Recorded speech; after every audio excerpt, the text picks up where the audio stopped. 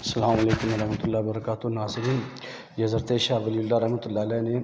جلد دوم میں ازالۃ الخفا کی ایک بڑی ہی پتے کی بات کی ہے۔ آپ رسول اللہ صلی اللہ تعالیٰ علیہ وآلہ وسلم کی اخبار غیب کی طرف جو ہے وہ اشارہ فرما رہے ہیں کہ رسول اللہ صلی اللہ تعالیٰ علیہ وآلہ وسلم نے اخبار غیب دیتے ہوئے فرمایا کہ آپ نے اہل سنت و جماعت کے جو ائمہ ہیں ان کی بھی خبر دی ہے۔ فرماتے ہیں کہ پہلی حدیث جو ہے آپ نے درج کی، یوشک الناس ان یضربوا اکباد الابل فلا یجد عالما اعلم من عالم المدینہ۔ اللہ اکبر۔ یہ اس کو جو ہے انہوں نے حاکم کے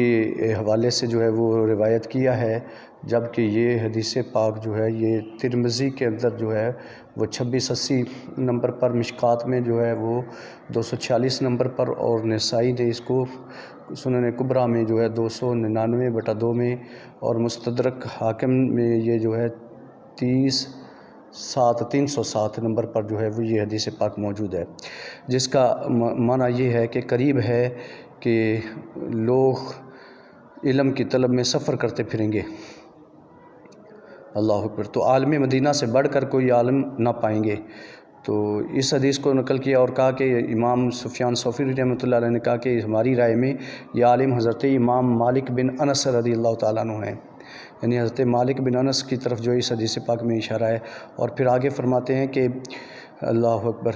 رسول اللہ صلی اللہ تعالیٰ علیہ وآلہ وسلم نے فرمایا، ابن مسعود سے روایت، قال رسول اللہ صلی اللہ تعالیٰ علیہ وآلہ وسلم لا تسبوا قریشا فإن عالمها يملأ الارض علما، کہ رسول اللہ صلی اللہ تعالیٰ علیہ وآلہ وسلم نے فرمایا قریش کو برا نہ کہو، کیونکہ قریش کا عالم جو ہے یہ زمین میں علم کے خزانوں سے زمین کو بھر دے گا۔ یہ حدیث پاک جو ہے یہ کنز العمال میں موجود ہے 33885 نمبر پر، یہ حدیث پاک۔ پھر اس کے بعد جو ہے وہ آگے چلتے ہوئے وہ لکھتے ہیں کہ حضرت سیدنا امام اعظم ابو حنیفہ رحمۃ اللہ علیہ، آپ کے بارے میں خبر ہے کہ فارس سے رجال علماء پیدا ہوں گے، بڑے بڑے محدثین، بخاری، مسلم، ترمذی، ابو داؤد، نسائی، ابن ماجہ، دارمی، دارقطنی وغیرہ نے جو ہے وہ یہ سارے فارس سے پیدا ہوئے، لیکن جو ہے وہ مشہور حدیث پاک جو ہے جس میں جو مسند امام احمد بن حنبل میں 80-67 نمبر پر، بخاری میں 48-97، مسلم میں 64-97، 64-98 اور 25-26 انٹرنیشنل نمبر پہ، ترمذی میں 32-61، 33-10 اور 39-33 نمبر پر جو ہے یہ حدیث پاک موجود ہے کہ رسول اللہ صلی اللہ تعالیٰ علیہ وآلہ وسلم نے فرمایا کہ فارس میں سے ایک عالم ہوگا جو کہ اگر علم ثریا کی بلندیوں پر بھی ہوگا، ثریا ستارے کی بلندیوں پر بھی ایمان ہوگا، علم ہوگا، تو وہاں سے بھی لے آئے گا۔ اور پھر اس کے بعد جو ہے وہ آپ نے ایک اور حدیث پاک حضرت سیدنا امام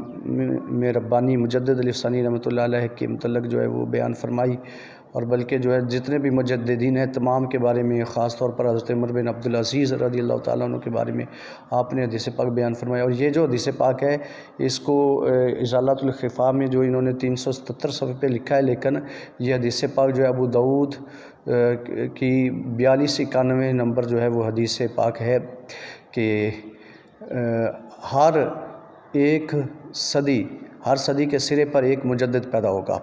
اللہ اکبر۔ تو یہ رسول اللہ صلی اللہ تعالیٰ علیہ وسلم کی وہ اخبار غیب ہیں جو آپ نے بیان فرمائی۔ السلام علیکم ورحمۃ اللہ وبرکاتہ۔